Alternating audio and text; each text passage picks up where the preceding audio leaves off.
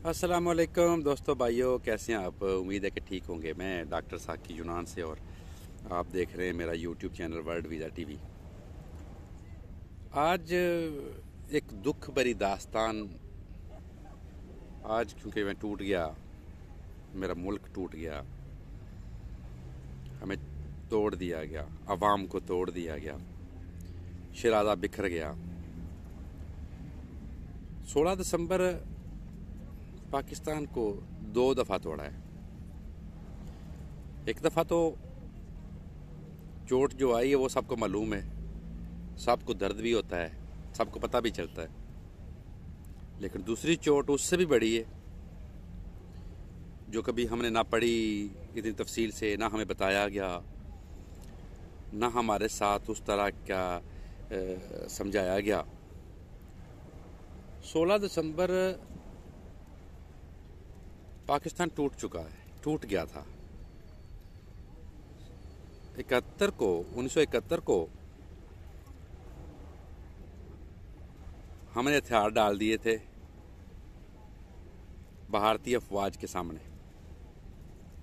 भारत का उसमें कोई लेना देना नहीं था, लेकिन वहाँ पे हमने हथियार डाल दिए थे। लड़ाई हमारी थी। बंगाल अलग हुआ था, पाकिस्तान टूटा था। वो जो लोग आज कहते हैं कि 1970 में और या उन दिनों में हम जर्मन को कर्जा दिया करते थे, तो वो बात ऐसी ही है। लेकिन उस वक़्त हम बहुत बड़ा पाकिस्तान थे। अब हम बहुत बड़ा पाकिस्तान नहीं रहे। 55% चला गया। हम छोटे रह गए, थोड़े रह गए। जो रह गए वो खाने वाले रह गए, हमको धोखे में रखने वाले रह गए। और पाकिस्तान का ज़र मुबादला आने वाला जो सबसे बड़ा सूबा था, वो हमारे हाथ से चला गया। हमें तो हर चुभन है इस बात की।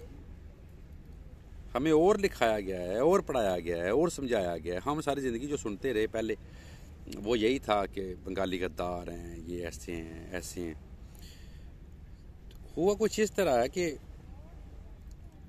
बंगाली गद्दार है, हमारे हैं। एक घर है, उसमें दीवार आ गई है क्योंकि बंगाली गद्दार हैं।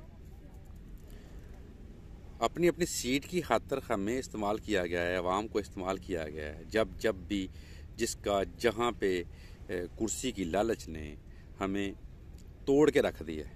पाकिस्तान के जो हालात हो चुके हैं, इसकी वजह कुर्सी है। भारत और पाकिस्तान एक ही वक्त में बने थे, लेकिन हमें ही क्यों तोड़ा गया? हमें ही क्यों? वो क्यों इतना इस तरह की मुसीबतें या इस तरह का उसके पास सिलसिला और है, हमारे पास और है। हमें जब ये प्रिंट मीडिया था, जब ये सोशल मीडिया नहीं था, उस वक्त जो कहानियाँ थी, उस वक्त जो बताया गया था हमारे बड़ों को या हमको, तो सिर्फ वही पता है। लेकिन हकीकत क्या है, ये आस्ता आस्ता वक्त के साथ साथ हर बंदा जानने लग गया, लेकिन खुलती रही। उस वक्त जनरल यहिया, जुल्फ़िकार अली भुट्टो, मुजीबुर रहमान, 3 शख्सियात थीं जो मैं के चक्कर में थी, और मैं के चक्कर में मैं रह गया। वो अपना बाजी ले गए, हम रह गए, अवाम रह गई, पाकिस्तान रह गया। हम टूट गए, अवाम टूट गई। प्लानिंग तो कुछ इस तरह थी क्योंकि वो सब इक़्तिदार के भूखे थे, कुर्सी के भूखे थे। जुल्फ़िकार अली भुट्टो जो है वो उसने अपनी कुर्सी के लिए आधे से भी कम सीटें ली हुई थी, और उसने जो उन्होंने, मैं आपको मुकम्मल स्टोरी बताता हूँ। जब इलेक्शन हुआ 70 में, 1970 में 6 दिसंबर को इलेक्शन हुआ, उसमें मुजीबुर रहमान की जो पार्टी थी वो बहुत ज़्यादा सीटें ले गए, और ये 80 सीटें जुल्फ़िकार अली भुट्टो साहब ले गए। अब जुल्फ़िकार अली भुट्टो को चापलूसी शायद ज़्यादा आती थी, या फौज आर्मी हमारी मुजीबुर रहमान के ख़िलाफ़ थी। इसलिए जब उन्होंने बोला जो बात हुई कि ढाका में इजलास होगा, ढाका में इजलास होगा और उसमें असम्बलियाँ जो हैं वो जो इलेक्शन जीता है उसको वजारत उज़्मा दी जाएगी और आइन के तहत जो भी हुआ वो तसलसल के हिसाब से होगा। लेकिन इजलास नहीं हुआ, दिसंबर गुजर गया, फिर जनवरी गुजर गया, फरवरी गुजर गया। जब फरवरी में मुजीबर रहमान ने देखा कि हालात उस तरफ नहीं आ रहे जिस तरफ कानूनी तौर पे आने चाहिए, तो वहाँ पे जलसे जुलूस निकलने शुरू हो गए पाकिस्तान के ख़िलाफ़। उसका भी इक़्तिदार था, उसका भी दुनिया उसको मानती थी, उसकी पार्टी को लोग बहुत अप्रोच थी उसकी। फिर मार्च में पाकिस्तान से फ़ौज भेजी गई उस सिलसिले को ख़त्म करने के लिए, लेकिन अजलास नहीं हुआ। ये जो एक किताब है सुकूत ढाका, सालिक साहब ने लिखी है, जो बाद में कैद में भी रहे। सुकूत ढाका में बहुत सारे ऐसी सच्चाइयाँ हैं जो हम आवाम ने नहीं सुनी, क्योंकि हम ये सोशल मीडिया नहीं था, प्रिंट मीडिया था। हमें जो कहा गया, हमें जो बताया गया वो जो 7-8 मार्च को फ़ौज गई, वो वहाँ पे जो तकरीबन 1 लाख के करीब जो फ़ौज थी, जो आर्मी थी हमारी, वो पाकिस्तान से वहाँ पे गई और वहाँ पे वो अपनी अपनी कोशिशें करते रहे, सिलसिले चलते रहे। ये एक मुल्क था, वो एक उसी मुल्क का एक दूसरा हिस्सा था। उस हिस्से को सिर्फ कवर करने के लिए वहाँ पे फ़ौज भेजी गई और इंदिरा गांधी ने मुजीबर रहमान साहब का साथ दिया और उसने वहाँ पे आग भड़काई। उस वक़्त एक और पार्टी जो वहाँ पे आई वो थी मुक्ति बाणी। इंडिया ने एक ऐसी पार्टी बनाई, एक ऐसी मतलब कम्युनिटी बना ली, उनको उन्होंने तरबियत भी दी। वो थी मुक्ति बाणी, मक्ती बाणी कह लें या मुक्ति बाणी कह लें। मक्ती बाणी के 2 लाख आदमी जो उन्होंने सिविल थे, जो फ़ौज में नहीं थे, उनको तैयार किया हमारे ख़िलाफ़, पाकिस्तान की फ़ौज के ख़िलाफ़, बंगाल के ख़िलाफ़, जिन्होंने एक पॉलिसी के तहत ऐसे काम किए कि हमारा वहाँ पे नाम जो है वो ख़राब हो गया। मतलब वो पाकिस्तानी फ़ौजी वर्दियाँ पहन के उन्होंने इज़्ज़तें लूटी, उन्होंने चोरियाँ की, उन्होंने कत्ल व ग़ारत की, ये सब कुछ उन्होंने करना शुरू कर दिया। एक तंजीम बनाई थी पाकिस्तानी फ़ौज ने, अल बदर तंजीम के नाम से। उसमें भी कुछ लोग थे जो पाकिस्तानी फ़ौज के साथ थे, लेकिन वो थोड़े थे, छोटे थे और उन पे ज़्यादा हमले होते रहे, उनके घर बार वालों को सताया गया, उनके हालात जो है वो ख़राब कर दिए गए। मतलब ये कि भारत ने हर तरफ से हमें घेर लिया बंगाल में। इधर हमारे जनरल यहिया साहब नशे की हालत में, जनरल यहिया साहब औरतों के साथ उनके ताल्लुकात थे, जो उस वक़्त की अच्छी एक्ट्रेस थी, अच्छी गुलकाराएँ थी, या समझ लें हसीनाएँ थी, अयाश थे। और जब हालात ख़राब होते होते नवंबर में हालात बहुत ख़राब हो गए। 11वें महीने में, तीसरे महीने की फ़ौज गई हुई थी और 11वें महीने में हालात काबू में ना रहे। जब ना रहे तो उस वक़्त पीछे से आर्डर के लिए, जब वो उस वक़्त तार भेजते थे, लेटर्स लिखते थे, इस तरह का मोबाइल सिस्टम तो नहीं था, व्हाट्सएप वगैरह तो नहीं था। तो जनरल टिक्का था उस वक़्त। जनरल टिक्का कहा जाता है कि उस वक़्त, क्योंकि जो गलत अफवाहें हम तक जो पहुंची हैं कि उस वक़्त यूनिवर्सिटियों पे उन्होंने गोले मारे, स्टूडेंट्स को मार दिया गया, शहीद कर दिया गया, जो जैसे भी किया उनको मार दिया गया। लेकिन ऐसी बात नहीं है, क्योंकि यूनिवर्सिटियां ऑलरेडी बंद हो चुकी थी। सितंबर के एंड पे यूनिवर्सिटियां बंद हो चुकी थी। ऐसा नहीं हो सकता था कि मतलब वहाँ पे गोले मारे। जब यूनिवर्सिटी बंद है तो वहाँ पे गोली मारने का कोई मकसद नहीं था। खैर, जनरल यहिया ने जनरल टिक्का को वापस बुलाया और वहाँ पे जनरल नियाज़ी को भेज दिया गया। जनरल नियाज़ी अपनी तफहीम के, अपने फहम के मुताबिक, अपने अकल के मुताबिक जो काम करते रहे, मशावरत से करते रहे। लेकिन वो वक़्त आ गया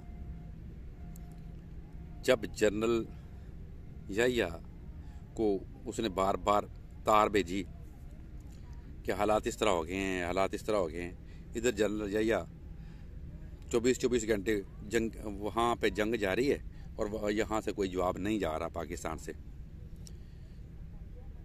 तो मजबूरन हालात इस तरह के आ गए, मशावरत करके हथियार डालने पड़े। ये तकरीबन पहले से ही सिलसिला चल रहा था, क्योंकि 62 में जनरल यूब ने ये कहा था कि बंगाली जो हैं काले कलूटे हैं, छोटे कद वाले हैं, इस तरह के हैं, वो अलग क्यों नहीं हो जाते। बंगालियों को ये ऑफर पहले दी गई थी, लेकिन बंगाली कहते थे कि हम 55% हैं, हम 55% लोग हैं और आप 45% हैं, आप अलग हो जाएं। मतलब ये एक प्रोसेस था, शायद आर्मी का था, एस्टेब्लिशमेंट का था, उस वक्त के हुक्मरानों का था। हमारे साथ ऐसा होता रहा, हम टूटते रहे, हम बिखरते रहे। उस वक्त ये जो एक प्लानिंग थी, जनरल यूब ने जब जनरल जया को आगे लेके आए, ये अगर मुकम्मल स्टोरी सुने तो 1950 में जब पाकिस्तान को बने अभी 3 साल हुए थे, तो मार्शल एक लगने वाला था। वो प्लानिंग बनाई हुई थी कि इस तरह हम निज़ामुद्दीन, उस वक्त के जो वज़ारत उज़्मा जी इनके पास निज़ामुद्दीन साहब को हम बुलाएंगे और इस तरह उनसे मतलब ये कहलवाएंगे और हुकूमत फ़ौज के पास से मार्शल लगना था। खैर वो मुखबरी हो गई और जनरल अकबर पकड़े गए। जनरल अकबर जब पकड़े गए, उनको फिर 14 साल की सज़ा हुई। लेकिन हमारे अपने रीत हैं, अपने रिवाज हैं, अपना आप सब देखते हैं, अपनी कुर्सी देखते हैं। वो बाद में जब वज़ीर बने हुसैन शहीद सहरवर्दी, उन्होंने उसी 14 साल सज़ा याफ्ता जनरल अकबर को वज़ीर दिफा लगा लिया। मतलब बात कही है कि हम कुर्सी देखते रहे, अवाम पिसती रही, हुक्मरान कुर्सी देखते रहे, हमारा पाकिस्तान टूटता रहा, टूट रहा है, टूटता जा रहा है। तो वो उसके बाद जनरल दूसरे आ गए। जनरल अयूब जब आए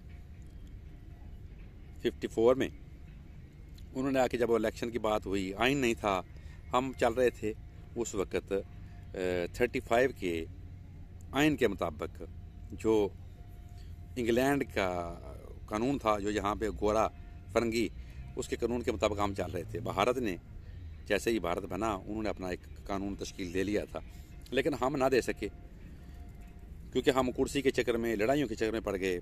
आते ही साल बाद कोई ऐसा धमाका हो जाता, कोई शहीद हो जाता, कोई कत्लेआम हो जाता, जल से जुलूस निकलते, कानून की तरफ ना जा सके। हम फरंगियों के कानून के तहत चलते रहे 1935 के। खैर जनरल यूब जब आए तो उन्होंने 56 में एक आइन बनाने का जो मनसूबा था उसको तश्कील दिया, आइन बनाया। उस वक़्त जो वज़ीर आज़म थे वो थे सिकंदर मिर्ज़ा। मैं तारीख़ को बड़े अच्छे तरीके से जानता हूँ, बहुत पढ़ी है, मुग़लों को भी बहुत पढ़ी है। मुग़ल तो ऐसे जैसे मेरे सामने पले बड़े, ऐसी इतनी तारीख़ जानता हूँ उनकी बहुत ज़्यादा। खैर जब जनरल अयूब थे, जनरल अयूब ने वो 56 का आइन जो करार दिया, उसमें सबसे पहले जो हमें, मेरी नज़र में, हमें फ़रंगियों से आज़ादी मिल गई थी। उसमें हम उनके पाबंद नहीं रहे थे, उनके कानून के पाबंद नहीं रहे थे, हमारा अपना कानून आ गया था। खैर 2 साल बाद जनरल अयूब को सिकंदर मिर्ज़ा जो वज़ीर आज़म थे, उन्होंने एक लेटर लिखा कि हम ये पाकिस्तान नहीं चल सकता, ये पाकिस्तान नहीं चलता। वो अपना वो खा पी चुके थे, शायद वो अपने हिस्से का वो लपेट चुके थे। खैर मार्शल लगा दिया गया। उन्होंने लेटर लिख के मार्शल खुद लगवाया जनरल अयूब के हाथ, और जनरल अयूब ये समझ चुके थे कि इसकी जो ताकत है, जो पावर है, वो सिकंदर मिर्ज़ा की, वो सिर्फ फ़ौज के बलबूते पे है। अवाम में इसकी जान पहचान, ताकत, असर और रसूख नहीं है। खैर 58 में मार्शल लगा और उनको यहाँ से, पाकिस्तान से मुल्क बदरब करके इंग्लैंड भेज दिया गया, जो वहाँ पे बाद में उन्होंने वो वहाँ वफ़ात पाई। और जनरल जया ने उनको, उनकी जो डेड बॉडी है वो पाकिस्तान में नहीं आने दी, और ईरान के बादशाह ने उनको मतलब ईरान में डेड बॉडी आई, वहाँ पे वो दफन है सिकंदर मिर्ज़ा। हमारे कुर्सी का चक्कर इस तरह था कि जब 52 में जब ये प्रॉब्लम हुई तो निज़ामुद्दीन ने, गवर्नर राज था उस वक्त सिलसिला था, क्योंकि गोरों की हुकूमत के, तो अपने कुर्सी बचाने के लिए उस वक्त के जो गवर्नर सिस्टम था वो दिया था ग़ुलाम अहमद को। ग़ुलाम अहमद साहब जो बोलने चालने के काबिल नहीं थे, एक व्हील चेयर पे थे, सिर्फ इसलिए कि मेरी कुर्सी को ख़तरा ना हो सके। बाद में आइन बना तो सिस्टम चेंज हो गए और ग़ुलाम अहमद ने उनको उतार दिया, मतलब अपनी अपनी कुर्सी के चक्कर में ही रहे। फिर उस वक्त इस्टेब्लिशमेंट ने एक ऐसा कानून तैयार किया कि जो लोग थे जो सियासतदान थे, जो मुख्तलिफ पार्टीज़ थी, मुस्लिम लीग थी, या तो उनके 7,000 बंदे पकड़ के जेलों में डाल दिए और उनको नाअहल करार दे दिया। जब नाअहल करार दिया तो उस वक्त हालात तब्दील हो गए, चेंज हो गए। क्योंकि जनरल यूब कहते थे कि हमारी हुकूमत, हमारी जो पाकिस्तानी अवाम है, इसके पास अभी शऊर नहीं है, इतने बाशऊर नहीं है कि ये अपना हुक्मरान चुन सकें। जब उन्होंने 7,000 बंदा उठा के नाअहल कर दिया, कुछ जेलों में डाल दिए, तो उस वक्त सब की मशावरत से जनरल अयूब से, क्योंकि उस वक्त आवाम का तनाव ज़्यादा हो गया, प्रेशर बढ़ गया, तो उन्होंने सदारती इलेक्शन के लिए एक कमीशन बैठाया।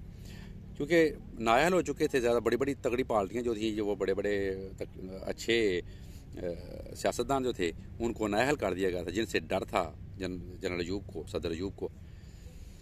तो उस वक्त मादरे मिल्लत फातिमा जना को उनके मुकाबले में इलेक्शन लड़ने की मतलब उनको तैयार किया गया।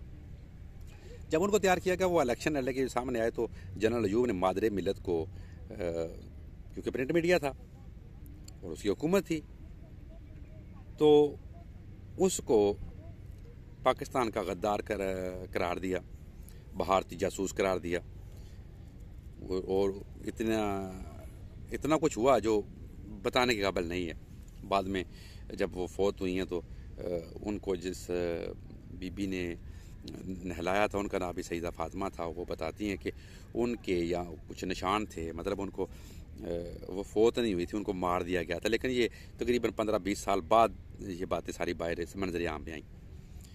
खैर, तो सदर अयूब को जो हमने सुना जब हम छोटे थे कि वो इतने गैरतमंद एक जनरल था, फौजी बहुत गैरतमंद थे, और एक सड़क पे उन्होंने लिखा हुआ देखा जनरल अयूब कुत्ता, तो उन्होंने इस्तीफ़ा दे दिया। ऐसी तो कोई बात नहीं थी, लेकिन क्योंकि उस वक्त था अखबारी दौर, उस वक्त था पीटीवी का दौर, तो हमें जो बताया गया, जो सुना बड़ों ने, वो हम तक पहुंचा। अब ऐसा आस्ता, लेकिन ऐसी कोई बात नहीं थी। वो इक़्तिदार की खातिर उन्होंने मादरे मिलत को गद्दार करार दिया, उनके 7,000 बंदा जो है वो नाअहल करार दिया, और बहुत से काम किए। अपने बाद वो जनरल जैया को लेके आए। जनरल जैया एक नशई, एक ज़्यादा बात मैं नहीं करना चाहता क्योंकि मुझे ही ना कोई पकड़ ले, लेकिन खैर जो हकीकत है वो तो बयान करने से नहीं रुकेंगे हम। जनरल जैया एक ऐसे इंसान थे, अयाश थे, हसीनाओं के चक्कर में रहते और ऐसे सिस्टम में रहते, मतलब नशे में रहते, हसीनाओं में रहते। उस वक्त की गुलू कराऊँ, एक गाने के लिए वो उस वक्त कैसेटें मंगवा रहे हैं, मतलब उस वक्त तो सिलसिला चलता था। इक़्तिदार की तरफ किसी की कोई नज़र नहीं थी, और जो गलत सलत उनके सामने आता उसके वो बुती निकाल दी जाती। शॉर्टकट ये कि हमें जब तोड़ा गया, इसके पीछे एक बहुत बड़ी पॉलिसी थी, कुर्सी थी, और मुजीबुररहमान को तोड़ने की एक बहुत बड़ी वजह यह थी कि जुल्फ़िकार अली भुट्टो जनरल अयूब को डैडी कहा करते थे, सबके सामने बिला झिझक। और वक्त तब्दील होता है, और जनरल अयूब और भुट्टो, उनको जो चुभन थी, तकलीफ़ थी मादरे मिल्लत की, उसकी ये थी कि मुजीबुररहमान ने जो मादरे मिल्लत फातिमा जना की जितनी कैंपेन थी इलेक्शन की, वो टोटल मुजीबुररहमान के अंडर हुई थी।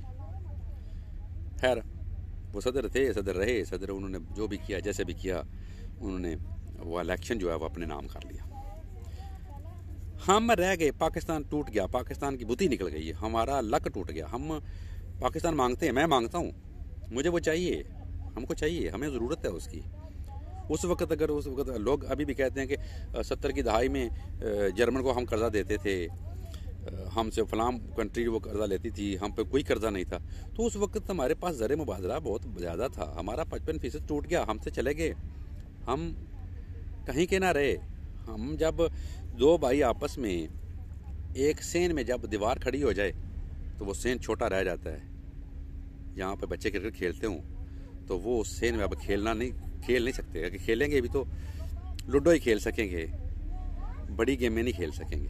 खैर, हमें तोड़ा गया 16 दिसंबर, हमारा लक टूट गया, पाकिस्तान टूट गया, आधे से कम हम रह गए, आधे से छोटे रह गए। मुजीबर रहमान अपनी कुर्सी के चक्कर में मिल गई, सदर यहिया को, जनरल यहिया को अपनी कुर्सी मिल गई। जुल्फ़िकार अली भुट्टो जो ज़िंदगी में कभी इलेक्शन नहीं जीता, अपनी कुर्सी मिल गई। और उसके बाद सदर ज़िया आए। हालांकि जब सदर जनरल ज़िया जो आए तो भुट्टो का अंदाज़े गुफ्तगू जो था जनरल ज़िया के साथ वो बड़ा थोड़ा घटिया कह सकता हूँ कि था, क्योंकि वो उसको अपना जनरल मंकी कहते थे, अपना बंदर। जब रोमानिया को कोई जनरल वहाँ पे गया तो मिलने के लिए उन्होंने बोला मैं अपने जनरल साहब को मिलवाता हूँ, तो उसने बोला जनरल मंकी कम हियर, तो उंगली के इशारे से उसने इस तरह बुलाया जैसे अपने किसी मुलाजम को बुलाते हैं। तो जनरल ज़िया भागते भागते गए। जनरल ज़िया से भी कुछ गलतियाँ हुई, बहुत गलतियाँ हुई, क्योंकि ये कहते हैं कि जब खाना काबा में गए जनरल ज़िया साहब तो क्योंकि भुट्टो पे एक फ़ाइल था, एक केस था, एक पर्चा कटा हुआ था जो अहमद रज़ा कसूरी के मतलब वो कत्ल की जो वारदात थी उस हवाले से वो अंदर रहे। उस वक़्त जब वज़ारत उज़्मा उनके पास थी तो उन्होंने जब अपने बाप का, अहमद रज़ा कसूरी ने अपने बाप का जब पर्चा कटवाया तो पुलिस ने जुल्फ़िकार अली भुट्टो से पूछा, तो जुल्फ़िकार अली भुट्टो क्योंकि इक़्तिदार के नशे में था, उसे पता था ये पर्चा मेरा कुछ भी नहीं बिगाड़ सकता। उसने बोला कोई नाम नहीं, कोई बात नहीं, आप मेरा नाम FIA में डाल दो। और वही FIA बाद में भुट्टो को पकड़ लिया गया और जनरल ज़िया जो उनके इशारों पर नाचते थे उनको पकड़ के अंदर कर दिया गया। फिर खाना काबा में उस वक़्त के जो शहज़ादे थे वो जो सऊदी अरब के तो शाह फैसल, उन्होंने उसको कहा था कि इसको फांसी नहीं लगानी, वहाँ पे वादा करके आए, लेकिन यहाँ आकर उन्होंने उनको फांसी लगा दी। फिर पीपल्स पार्टी वो दिन और ये दिन वो अपना बदला पाकिस्तान से ले रहे हैं, इक़्तिदार भी चाहते हैं, बदला भी पाकिस्तान से ही लेते हैं। सिलसिले इसी तरह रहे, हम टूटते रहे, अवाम टूटती रही, गवर्नमेंटें बनती रहीं, अपनी कुर्सी ये खींचते रहे। हालात ख़राब होते होते होते होते इस नहज तक पहुँच चुके हैं, यहाँ तक पहुँच चुके हैं कि तकलीफ़ होती है, चुभन होती है। हमें बंगाल चाहिए, बंगालियों की वजह से हमारा ज़र मुबादला बहुत ज़्यादा था। और वो जब फ़ौज वहाँ थी तो वो अपने मुल्क में गई थी, जब पकड़े गए तो तकरीबन फ़ौजी कहते हैं कि तकरीबन 35,000 के करीब थे, लेकिन किताबों में या जो हमने सुना वो था 90,000 फ़ौजी वहाँ पे जिन्होंने हथियार डाले थे। हर जवान दलेर आदमी थे हमारे फ़ौजी, दलेर है, बहुत दलेर है, मेजर या मेजर से नीचे तक जो फ़ौजी बहुत दलेर है। ऊपर के क्योंकि मेरा उनके साथ ज़ाती पंजा नहीं है इसलिए मैं उनको नहीं जानता, लेकिन मेरे वालिद साहब फ़ौजी रहे हैं, चचा फ़ौजी रहे हैं, आधा पिंड जो है वो फ़ौजियों का है, इसलिए उनके बारे में जानता हूँ कि वो दलेर कलेजे वाले लोग हैं। और जब वो कैद हुए तो भारतीय उनसे तंग थे कि हम कैदी हैं या आप कैदी हैं। वो वहाँ पे खेलते, वहाँ पे कूदते, वहाँ पे वो अपनी मर्ज़ी से जो करना चाहते वो करते। 6 साल 7 साल कोई रहे भुट्टो की, उसके बाद कोशिशों से वो आस्ता आस्ता आज़ाद हुए। लेकिन जो भी हुआ बंगाल टूट गया। और 3 साल बाद जब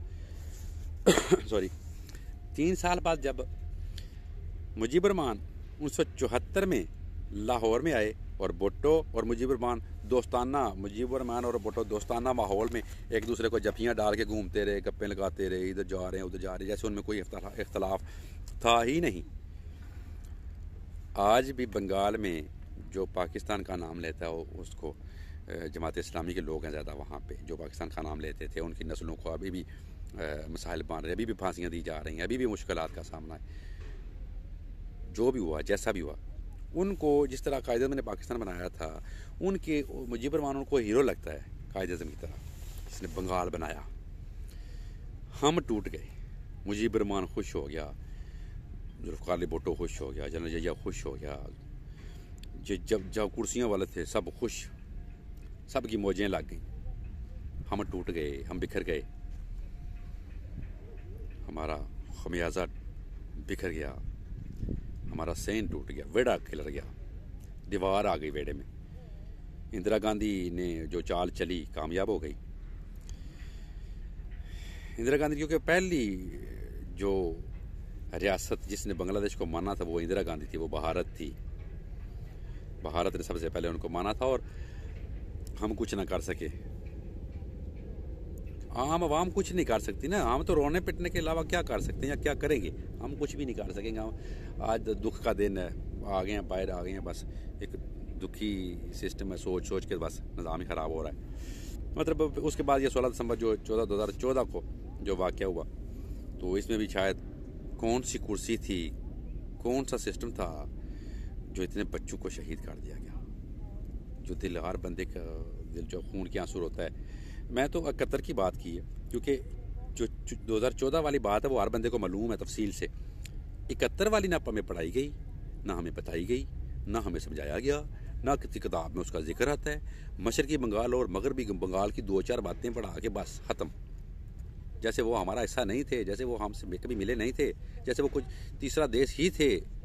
लेकिन 24 साल बाद पाकिस्तान को आधा कर देने वाले हमारे जो कुर्सियों वाले हुक्मरान हैं, उन्होंने तोड़ दिया था।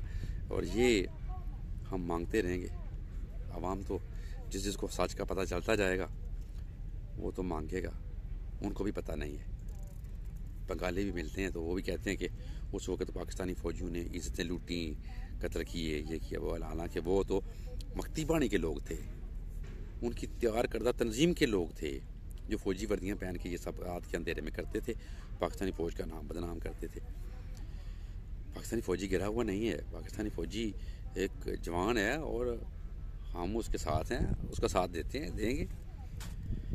लेकिन कुर्सियों वाले नहीं, कुर्सियों वाले ने हमें तोड़ दिया है, बखेर दिया है, निचोड़ दिया है, मकरूज़ कर दिया है। बच्चा पैदा होने से पहले ही मकरूज़ है। हर मुल्क तरक्की की तरफ चला गया, हम पीछे चले गए। भारत भी, बांग्लादेश भी, पाकिस्तान भी, अगर देखें तो जो हिंदुस्तान था, जो बरसगीर था, जो पाको हिंद था, अगर देखें तो वहाँ से क्योंकि हिंदुस्तान अलग हो गया, हम दो कौमी नज़रिया के तहत हम अलग पाकिस्तान बना लिया गया। कश्मीर जो है वो, अगर देखें तो हिंदुओं से ज़्यादा ताकत, ज़्यादा तादाद मुस्लिम्स की है, मुसलमानों की है। पाकिस्तान में मुसलमान है, कश्मीर में मुसलमान है, भारत में पाकिस्तान से ज़्यादा मुसलमान है, बांग्लादेश में पाकिस्तान से ज़्यादा मुसलमान है। अगर निकाल के लाएं तो मुसलमान की तादाद ज़्यादा है, हिंदुओं की तादाद कम है। तो हिंदुस्तान जो बन गया, वहाँ जहाँ से निकल के पाकिस्तान बना, ये नाइंसाफ़ी हुई, हमें थोड़ा दिया गया। हमारे साथ नाइंसाफ़ियाँ होती रही, हमें टूटते रहे, हम छोड़ते रहे। अपनी अपनी कुर्सियों वाले थे। लॉर्ड माउंट बैटन ने जो तकसीम की थी, उस वक्त भी औरतें उसके पेश की गई और अपनी मर्ज़ी से वहाँ से उन्होंने लाइन लगा दी, हमें थोड़ा दे दिया, उधर ज़्यादा दे दिया। हालांकि कायद-ए-आज़म एक बहुत जानी पहचानी और एक बहुत अच्छी शख्सियत थे, वो समझ बूझ रखने वाले थे। उन्होंने कोशिश की कोई कत्ल गारद ना हो, कुछ ना हो। लेकिन खैर, ये दिल की पड़ास निकाली है। हो सकता है जो बातें बताई वो सच ऐसी 100% ऐसे ही हैं, लेकिन कुछ लोगों को शायद पसंद ना आए, उनसे माजरत है। दिल टूटा हुआ था, बड़ास निकाल ली है। 16 दिसंबर चुभन है, चुभती रहेगी। किताबों में नहीं आया, नहीं आना। बंगाल को उन्होंने अलग कर दिया, हमें अलग कर दिया। 55% हमारा छीन लिया कुर्सी ने, और हमारे पास रह गया 45%। और हम हमारा पाकिस्तान को उठाने के चक्कर में कोशिश कर रहे हैं, करते रहेंगे। आम आवाम तो कोशिश करती रहेगी, हर बंदा कोशिश कर रहा है। चंद एक लोगों के अलावा बाकी हर बंदा कोशिश करता है कि हमारा पाकिस्तान उठे। जो कोशिश नहीं करते, जो 2 नंबरियाँ करने वाले लोग हैं, जब पाकिस्तान का नाम आता है तो तज़ीम उनके भी दिल में आ जाती है। खैर, आज का मौजू थोड़ा मुख्तलिफ था, दिल में जो आई बात वो कह दी। कोशिश करते रहेंगे, शायद पाकिस्तान का नए सिरे से सवेरा हो, शायद हम कर्जा दे सकें जर्मनी को दोबारा से। शायद वो वक़्त आए, शायद, क्योंकि 58 में सिकंदर मिर्ज़ा ने ख़त लिख दिया था कि ये पाकिस्तान हमसे नहीं चल सकता। उसने मार्शल के लिए बड़े अच्छे अंदाज से मार्शल पेश किया था। तो फिर कैसे चलेगा पाकिस्तान? हम तो चलाएंगे, जब तक सांस है, लहू है, तब तक पाकिस्तान को तो चलाते ही रहेंगे इंशाल्लाह। जान भी कुर्बान करनी पड़े तो एक सेकंड नहीं लाएंगे, कभी सोचने की तो ज़रूरत ही नहीं है इसके लिए। हर बंदा तैयार खड़ा है, लेकिन हुक्मरान तैयार नहीं है। हुक्मरान हमें टूटेंगे, तोड़ेंगे, लेंगे, छीनेंगे, मारेंगे, मरेंगे, लेकिन पाकिस्तान को उनको मोहब्बत की बात जो है वो नहीं है। कुर्सी से मोहब्बत है, वो सबको पता है। इजाज़त दीजिए, लंबी हो जाएगी बातों में कोई ख़ास। खैर, अल्लाह हाफिज़।